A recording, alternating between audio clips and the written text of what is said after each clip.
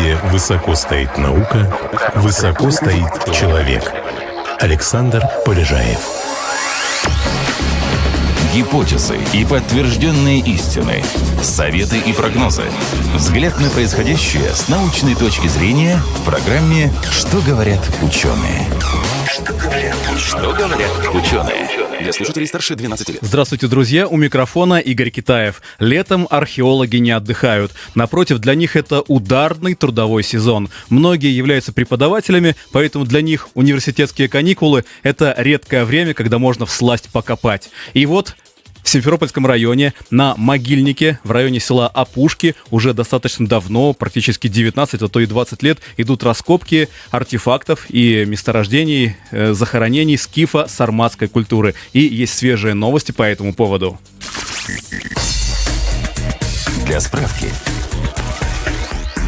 В Крыму с 2003 года идут раскопки могильника Опушки в Симферопольском районе. Здесь представлены позднескифская, среднесарматская, позднесарматская культура, а также германская и аланская. Все они отличаются особенностями погребальных сооружений, инвентаря, а также временем совершения захоронений. Могильник существовал необыкновенно долго, с 1 века до нашей эры по 4 век нашей эры включительно, то есть продолжительность его использования исчисляется половиной тысячелетия. В Крыму не было такого долгого использования одного места погребения. Ничем не примечательный холм избирали для захоронения соплеменников люди, которые относятся к разным культурам и народам. Раскопки проходят только вручную, используют в основном штыковую и совковую лопаты, открывая так называемый материк. Далее археолог добирается до самого места погребения, а потом использует мелкий инструмент, чтобы не повредить находку. Кроме костей здесь находят бусы, украшения, оружие, посуду и другие артефакты. Так, в прошлом году археологи Крымского федерального университета обнаружили редкую по сохранности коллекцию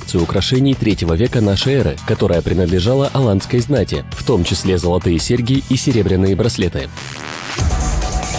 Что говорят ученые? И обсуждать эту тему будем с нашим гостем в студии Игорь Николаевич Храпунов, доктор исторических наук, профессор кафедры археологии и всеобщей истории КФУ имени Вернадского. Здравствуйте. Добрый день. Для начала давайте нашим радиослушателям расскажем о историческом контексте. Итак, это с 1 века до нашей эры по 4 век нашей эры. Это эпоха римского владычества, но римляне как таковые присутствовали здесь в виде протектората. То есть стояли римские легионы, но тут была своя государственность. Там слева Херсонес, справа Боспорское царство и вот Опушки. В рамках той исторической эпохи расскажите, пожалуйста, как они себя чувствовали. Как чувствовали себя, не скажу, но об этом могильнике и о населении, которое хоронило вот на склоне холма, который мы сейчас археологически исследуем, сказать могу. Здесь, во-первых, первыми, кто стал тут хоронить, были так называемые поздние скифы. Это потомки знаменитых кочевников, владык степей, северопричерноморских скифов, которые в III веке до нашей эры стали переходить к оседлости, в том числе и в Крыму, появились крепости у них. Позднее немного образовалось государство, столица которого находилась на окраине Симферополя. И это достаточно многочисленное, но уже оседлое население заняло северо-западную часть полуострова, а также весь предгорный Крым. И вот они избрали для погребений этот холм, расположенный близ села Опушки, стали выкапывать там склепы, хоронить своих соплеменников. Позже, в I веке нашей эры, появились на полуострове другие кочевники, тоже ираноязычные, как скифы, которых называли древние греки сарматами. И вот эти сарматы тоже оседали в крымских предгорьях, оседали на землю, создавали с этими поздними скифами такие единые коллективы, придавали культуре позднескифской черты сарматизации, как считают исследователи, и тоже хоронили в этих местах. Причем сармат, культура сменилась тут. Сначала была так называемая среднесарматская, потом позднесарматская культура. Наконец, вот с тем сюжетом, о котором я собираюсь сейчас сказать, существуют разные мнения в науке, существуют дискуссии, но очевидно, что появились здесь люди, которые хоронили в склепах невиданной до того времени в Крыму конструкции. Они не так, как поздние скифы. При необходимости я могу рассказать, в чем эта разница заключается. Но полагают многие исследователи, что они пришли в Крым с Северного Кавказа, и это были предки средневековых кавказских алан. А когда они пришли, это тоже спорный вопрос, но вот благодаря раскопкам могильника Опушки мы можем сказать теперь, что самый ранний, самый первый из известных, из исследованных склепов такой конструкции появился еще во второй половине II века нашей эры. И, наконец, всего одно погребение в этом могильнике найдено, которое резко отличается от всех других. Там погребение было совершено не по обряду трупоположения, не по обряду ингумации, как все остальные, а по обряду кремации. В каменном ящике похоронили кремированные останки ребенка и всыпали их в лепной сосуд, который служил погребальной урной, и этот сосуд поставили в каменный ящик. Это германская традиция. Германцы появились в Крыму по письменным источникам, если судить, то в середине III века, а если по археологическим, то еще и раньше. И вот они тоже, во всяком случае, одного из своих соплеменников они похоронили на этом могильнике. По национальной принадлежности более-менее понятно, а по религиозной кто были эти люди? Язычники или там уже были какие-то первые христиане? Нет. С точки зрения христиан это были язычники, конечно. Христианство еще в Крыму, то есть оно появилось, первые христиане появились в Крыму тогда, когда этот могильник перестал использоваться, то есть в IV веке нашей эры. Расскажите, пожалуйста, про историю раскопок. Все началось в 2003 году, и все эти годы проходят под вашим чутким руководством. Расскажите, с чего все начиналось, как это обнаружили? К сожалению, не все эти годы, но большинство из них. Да, обнаружили грабители. Вы знаете, наверное, что 90-е и 2000-х годах это такая печальнейшая страница в истории археологии Крыма, когда памятники крымские грабились совершенно безжалостным образом, и в число этих разграбленных памятников попал и могильник Опушки. И там разграблены многие сотни, это невозможно сейчас посчитать, многие сотни погребений. И когда мы сейчас раскапываем этот могильник, чаще всего мы докапываем эти погребения за грабителями. Лишь немногие из них сохранились с древних времен в целости. Так вот, эти самые грабители обнаружили, выбрасывали они кости на свои отвалы, дети находили кости, бегали по деревне с костями. Председатель сельсовета тогда был ответственный человек, он сообщил об этом в органы охраны культурного наследия, и так стало известно об этом могильнике.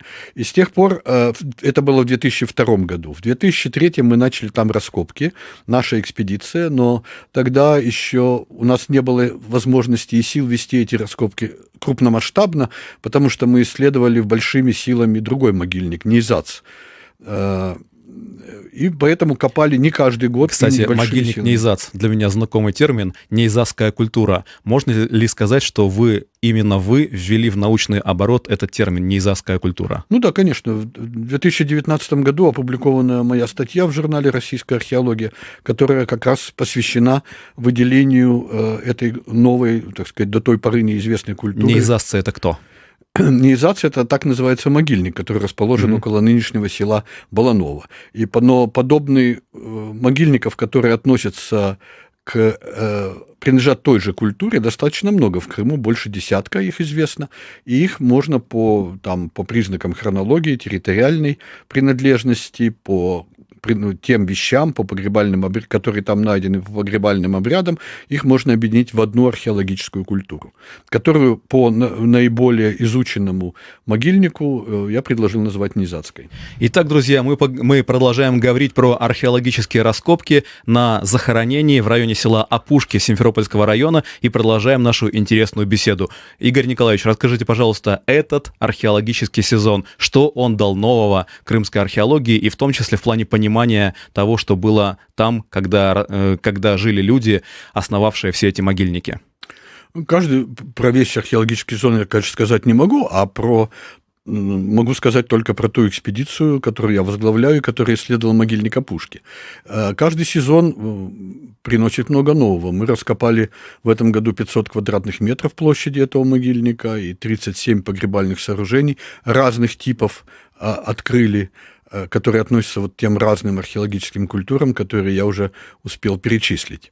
Но наиболее интересным, и это слово часто употребляют всуе, но тут придется его употребить. Уникальным является один из склепов, который мы исследовали в этом году. Этот склеп принадлежит позднескифской культуре. Он датируется первым веком и первой половиной второго века нашей эры, но таких еще, так сказать, наука раньше не знала. Во-первых, он огромной длины, там в 10 метров. Склеп обычный позднескифский состоит из ямы, входной так называемой ямы, выкопанной просто сверху в земле ямы, и на определенной глубине в короткой стене этой прямоугольной ямы выкапывают под землей погребальную камеру, там размером, допустим, 2 на 3 метра, 2,5 на 3,5 метра, вот такого порядка цифры, выкапывают под землей эту погребальную камеру, такое помещение подземное, и туда заносят погребенных. По мере того, как умирают родственники или члены одного клана, заполняют постепенно эту погребальную камеру. Здесь мы видим иную картину. То есть тоже был выкопан склеп, конечно, но по краям входной ямы были выстроены стены из камня. В месте, где входная яма переходила в погребальную камеру, эти стены были перекрыты камнями, плитами большими, то есть имели как бы потолок такой. В самой погребальной камере пол был вымощен каменными плитами, а у ее задней стенки была выстроена стена каменная, которая не имела никакого смысла функционального, но... А для чего она была? Как бы для красоты или какую-то ритуальную цель играла? Она повторяла форму склепа, включая его свод. Для чего ее построили, не могу сказать. Почему-то соответствовало представлениям о загробной жизни той группы, которая хоронила именно в этом склепе, почему-то соответствовало строительство такой бессмысленной с функциональной точки зрения стены. И уже закончу, что вот это все пространство, причем не только погребальная камера, но и входная яма, они были заполнены останками сотен погребенных. Эти погребенные, конечно, сопровождались погребальным инвентарем разнообразным. Короче говоря, вот такой конструкции склепа мы никогда не видели. И в чем особый интерес подобного рода находок? Мы знаем позднескифскую культуру. Это люди, которые обладали примерно одними представлениями, в том числе о загробном мире и вообще о жизни, надо полагать. И они копали эти каменные склепы. И тут вдруг среди них нашлась какая-то еще группа. Это не семья. Никакая семья там раз в год не может хоронить одного из своих членов и при этом сохраниться. Это какая-то большая группа людей, вроде рода или, может быть, клана, объединения нескольких близкородственных родов. И вот у них были представления, отличные от всех других людей, хоронивших в том же могильнике и живших рядом с ними. И таким образом мы видим, что эта культура или носители этой культуры достаточно разнообразны, если говорить об их представлениях, в том числе и религиозных. Да, Игорь Николаевич, я когда готовился к программе, то видел, что несколько лет назад, буквально пару лет назад, вы получили грант 400 тысяч. Насколько он велик или мал, скорее всего, мал, и как сильно он повлиял на дальнейшие раскопки? 400 тысяч – это немного для проведения такой экспедиции. Но я еще возглавляю фонд наследия тысячелетий, и задача этого фонда, собственно, заключается в том, чтобы собирать деньги на проведение этих экспедиций. И, в частности, мы в этом году фонд уже не первый раз, а 4-й или 5-й получил президентский грант президента Российской Федерации, который не прямо на раскопки, но на организацию волонтерского лагеря и на организацию уже 6-й Крымской молодежной археологической школы. И поэтому по ходу экспедиции у нас было около 60 волонтеров, которые сменяли друг друга в течение всех 7 недель, пока мы занимались раскопками. И мы провели для 20 школьников эту археологическую школу с разными занятиями, лекциями, экскурсиями и так далее. Так что вот таким образом это действует. Дальше у меня такой морально-этический вопрос. Каждый археолог, как мне кажется, обывателю, он постоянно, каждый день делает выбор между добром и злом. Вот, скажем, он нашел какой-то редкий артефакт, может быть, даже золотой, и он принимает решение либо войти в историю, описать его, сделать его достоянием всеобщим и таким образом прославиться и вписать себя в историю по изучению данного направления, либо он выбирает путь зла, темную сторону, и он где-то там на черном рынке это продает и получает там какие-то свои 30 сребреников, там 1000-2000 долларов за то, что он это кому-то продал. Расскажите, пожалуйста, как это решается на уровне крымских археологов? Они грешат этим? Нет, такой проблемы не существует. Археолог, который вдруг задумает продавать вещи из своих раскопок, должен быть круглым идиотом. Почему? Но таких все-таки среди археологов нет. Ну, хотя бы, если говорить о прагматических причинах, отринув пока всякие этические, так сказать, проблемы, то прагматически археологу просто неизмеримо выгодней превратить результаты своих раскопок в научные результаты, опубликовать эти результаты, потому что от этого зависит его жизнь научная, его карьера научная, его там диссертации и все прочее. И это просто настолько больше, чем эти там 1000 или 2000 долларов, о которых вы сказали, что об этом даже смешно говорить. Если, так сказать, этически тут просто оценивать нечего, продавать ничего нельзя, это понятно. К тому же это есть опасность, наверное. В общем, я думаю, что ни один археолог, который вообще в здравом уме, не задумывается о том, чтобы продать вещи из своих раскопок. То есть это практически наверняка всплывет, и станет понятно, что согрешил именно этот археолог, и каким-то образом станет понятно, что вот именно этот продает на сторону. Ну и плюс мало кому это придет в голову, потому что гораздо важнее внести вклад в историю, описать это, написать какую-то монографию, там, диссертацию и так далее. Да? Не знаю, всплывет ли это об этом я не думал, но насколько важнее для него использовать свои находки в научном смысле, чем просто продать их куда-то на сторону, об этом даже не о чем говорить. Они сравнимые величины. У нас приближается финальная рубрика «Блиц», но перед этим задам еще один вопрос. От чего, как правило, умирали эти люди, которые были обнаружены в погребениях? Это болезни, или они просто умирали от старости, или есть какие-то следы физической смерти? От разных причин, так же, как и сейчас. Есть следы насильственной смерти, есть травмы, которые не были несовместимы с жизнью, есть травмы, которые залечивались, есть трепанации черепов даже, которые, когда вылечивали от этих травм. Очень огромная была детская смертность, что понятно при том уровне медицины. Она была огромная вплоть до 19 века. Да, пока. Конечно. В некоторых странах и до сих пор. Огромная была смертность женщин в репродуктивном возрасте из-за родов. И, как полагают исследователи, что эти роды это дело было небезопасное. Поэтому средний возраст этих людей, которые там жили, хоронили в могильниках подобного типа, он едва превышает 30 лет, а людей, которые доживали до 50 лет, буквально единицы.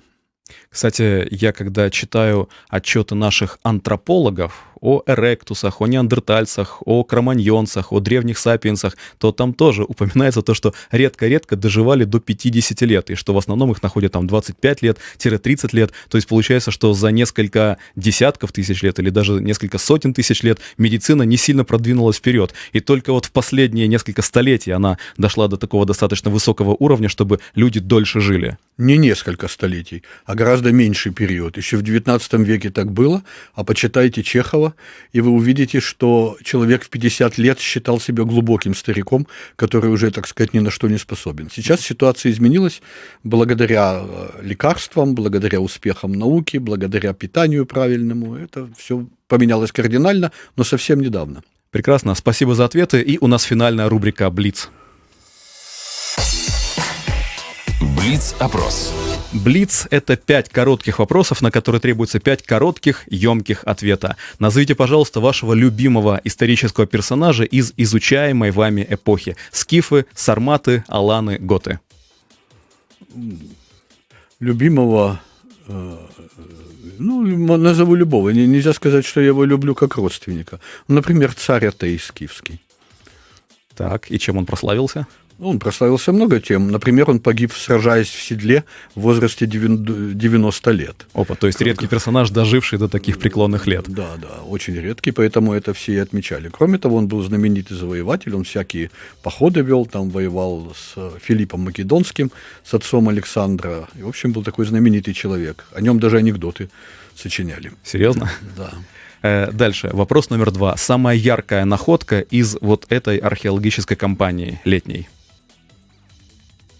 Самая яркая находка это вот склеп, который мы раскопали. Я не могу делить вещи на... То есть каких-то отдельных предметов, там какие-то предметов украшения? мы находим каждый год, мы находим тысячи. Но я не могу сказать, например, мы нашли лепной сосуд трехручный в этом году, который трехручный с биконическим туловом, и его ручки заканчиваются изображением голов животных. Это очень интересная находка, потому что я не думаю, что она представляет ценность, как вот вы говорите, продать на страну. Но это сосуд, вылепленный от руки, эти люди не умели еще делать, не умели пользоваться гончарным кругом, но он интересен тем, что это культурный синкретизм. Он демонстрирует, что сарматы жили рядом с германцами, потому что вот эти трехручные вазы, они характерны для германских культур. Биконичность тулова характерна для германских культур. А вот эти вот зверушки на ручках, это как раз чисто сарматская традиция. Так, вот, например. прекрасно, да, принимается. Идем дальше. Являются ли эти усопшие предками каких-то ныне живущих крымских народов? Ну, допустим, там... Нет, никаких. Никаких. То есть ушли без следа, и в дальнейшем все, кто пришел, это все новенькие. Если говорить об этнической истории, то они не являются предками ни одного из ныне существующих народов. Ни сарматы, ни скифы, ни германцы, которые Хорошо, были здесь. ответ понятен, идем дальше. Вам, как археологу, страшно ли раскапывать могилы? Вот, скажем, стоит ваша палатка, а там где-то совсем недалеко, там 200 или 300 трупов. Я так думаю, что сейчас, наверное, это уже не производит на вас впечатление, но, скажем, в молодости производило ли? Нет, конечно. Это все равно, что спрашивать врача, боится ли он резать, так сказать, живую плоть человека, или боится ли он работать в анатомическом театре, исследуя трупы. Ну, а бывают молодые студенты, пытающиеся стать археологами, на которых это производит большое впечатление, чрезмерно? Нет, мне они неизвестны. Если уж он решил стать археологом, то он понимает, что это ему придется с этим иметь дело. И вопрос номер 5.